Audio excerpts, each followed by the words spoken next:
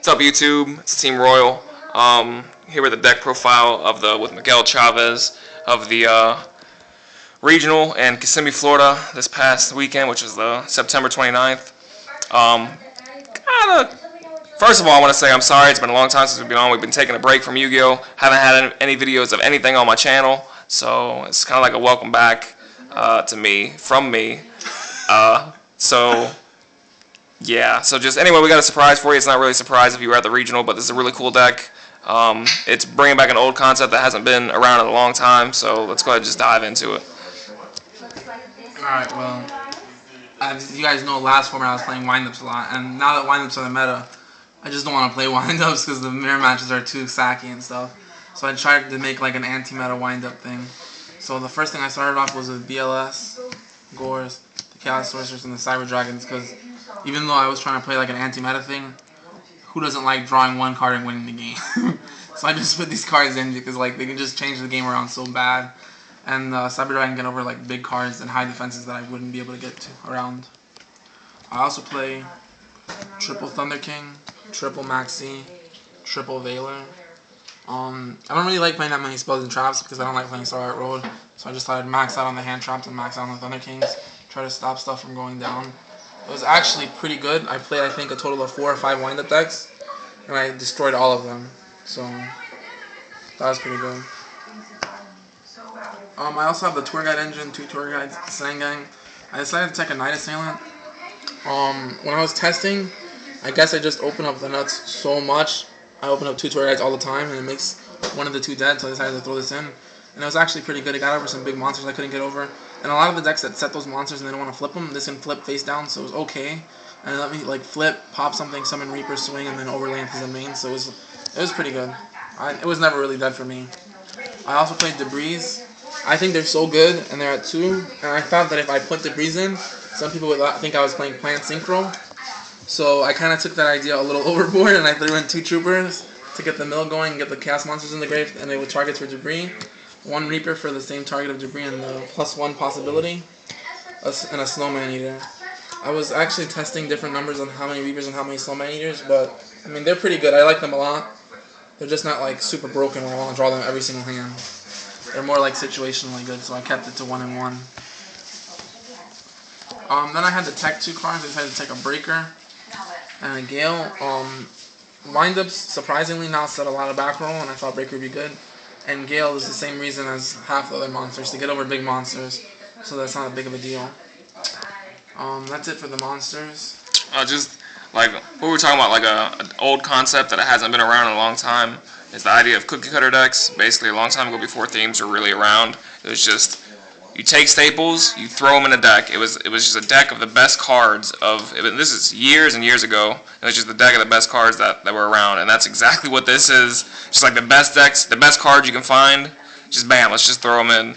And obviously, to make top 4 of a large regional, 450 people. You know, it's still valid. I mean, net deck if you wish. We take credit. I'm kidding. You don't have to do that, but you can. Are welcome though. You are welcome. You don't have to do it, but you should. So. As far as the spells go, I decided to play 1 Book of Moon. Everything in my spells is at 1. Dark Hole, Heavy Storm, Mind Control, Monster Reborn. Space is actually at 3, but I only wanted to play 1 because it's dead a lot. And Avarice. So I just played 1 of everything because they're all pretty good. Other than MST, these are all limited to 1, and they're limited to 1 for a reason. They're really nasty. I decided to keep the MSTs in the side, so I just played the 1. My traps are 2 Compulse. I thought they were really, really good. It actually, around Max C, people like try to like overcommit and spam and stuff with a lot of exceeds, and I can just keep drawing, and instead of negating it with like, I don't know, like a warning or something, I can save my warnings for bigger things and just compulse the exceeds back. Yeah, it's one of those cards that you're going to see a lot. I swear to God, they've become popular. I think the last YTS Indy, someone was doing good with those 2. I think they're going to be like hyped up to no end. I was also playing 2 Tarantulas because, you know, massive removal. And a lot of my monsters float like Troopers and Tour Guides to Sangang and stuff like that. And Debris brings back the Trooper, they drop Maxi, and I just leave it there, and then they summon a Tarantula and draw. And then the Solemn Brigade.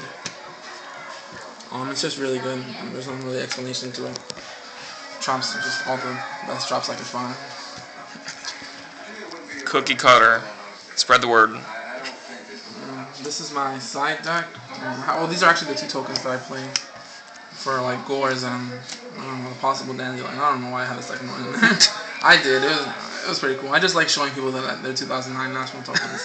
Anyway, I sided 2 Kaiku, 2 Breaker, 2 Gemini Amps, 1 other Snowman, 2 more MSTs, 2 Soul Takers, 2 Macros, and 2 Decrees. Basically, the MVP, because I played so many windups, was this. This is the side deck MVPs. Breakers, Soul Takers, MSTs. It's all I side against Geargias, and it's all I side against windups. And it's pretty good, especially Breaker popping their back row. So they side like D prisons or they main D prisons and Mirror Force. And Breaker just like, I can use it, pop that stuff, and protect my Thunder King, and then Thunder King beat down for the rest of the game. Breaker was clutch. I sided Decree a couple times against some heavy trap decks. It was Decree is Decree. They play a lot of traps, they lose to Decree. You gotta keep it on your side. I actually sided Macros and Kaikus and stuff for the emergence of Insectors and Dark Worlds, because, you know, Billy Break's good with Insectors. I thought people were gonna net deck them. I guess no one cares about Billy Break anymore, because I didn't see any Insectors. So, but I'm still gonna keep it in. It's still pretty good. I just side out of like the graveyard-oriented stuff, and I put in the Macros and the Kaikus. It's pretty good. That's it for the side deck. Everything else I just never sided into. I actually only sided into Breaker, MST, Soul Taker, and Decree. Everything else was never used. As far as my extra deck goes, I like to put it in order of how old they are. So I start off with the fusions. I have the 1 Chimera deck because that's the oldest like extra deck thing is fusions. And then I go to synchros. I have Armoring Arm, Cataster, Orient, Ancient Fairy, Black Rose, Stardust, and Scrap Dragon.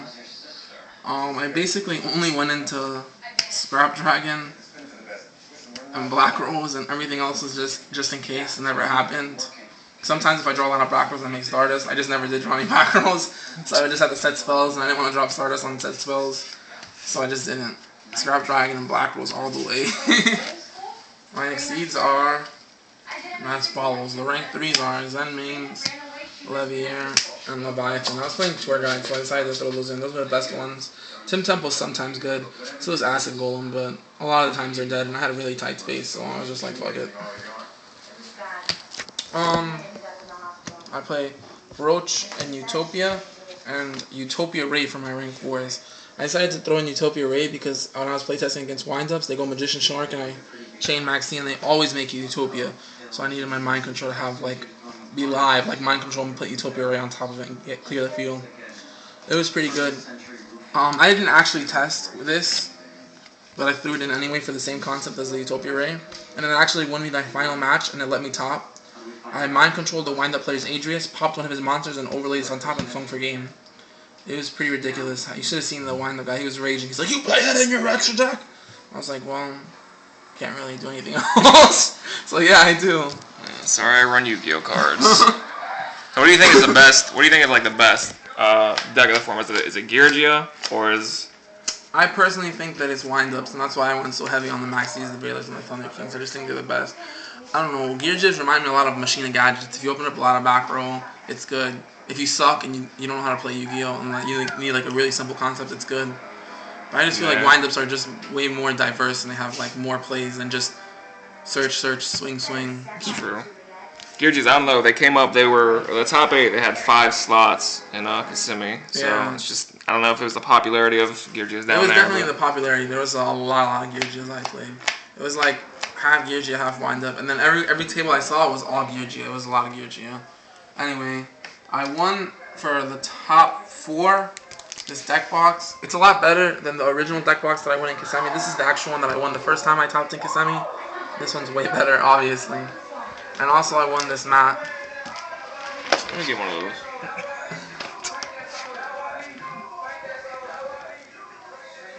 This is the Spellcaster mat. I won it. I don't really like Spellcasters. So I'm actually trying to get rid of it. That's pretty much all I won. There was 453 people. It was like, I don't know, an 8-hour tournament. Yeah. If you guys have a PayPal and you guys want to like send a bid or on this or something, you're more than welcome to leave me a comment. Yeah, I'm trying to get rid of it. I don't like Spellcasters. And honestly, now that I have... Now that I have my Team Royal mat, I don't really like using anything because I want people to know what team I'm on. You gotta rep your team. Yeah. I actually have a lot of mats. I might post them on eBay or something, and we'll let you guys know so you guys can start bidding on my mats that I've won. So, anyway, that's what you got. The resurgence of cookie cutter decks, throwing every damn good card we have in Yu-Gi-Oh! Into one deck, and just wrecking face. Thanks for watching. Sorry for the hiatus, but we'll try to post some more videos for you guys. Another thing, if you guys like playing those decks where you just draw like Magician Shark and you OTK, or you just draw like Armor and 3 back row and you auto-win, don't play this deck. I didn't auto-win any games. All my games were like a minute away from time, and they all went into really long times. I like the deck not because it opens so good, but because it never opens bad. It's like all decent playable hands, but there's no explosive like crazy plays. There's a thought process. When you can't rely on Magician Shark setting 50, you have to think some plays ahead. You got to think like a couple plays ahead, where they're gonna go, where you want to go, how you're gonna get there. There's a lot more skill in this deck, so don't just pick it up, so this deck is trash, and quit, because A, you're not giving it enough time, or B, you're bad. So, just keep that in mind. But anyway, sorry for the hiatus. Thanks for watching, and I'm sure we'll update some more videos or upload some more videos for y'all later.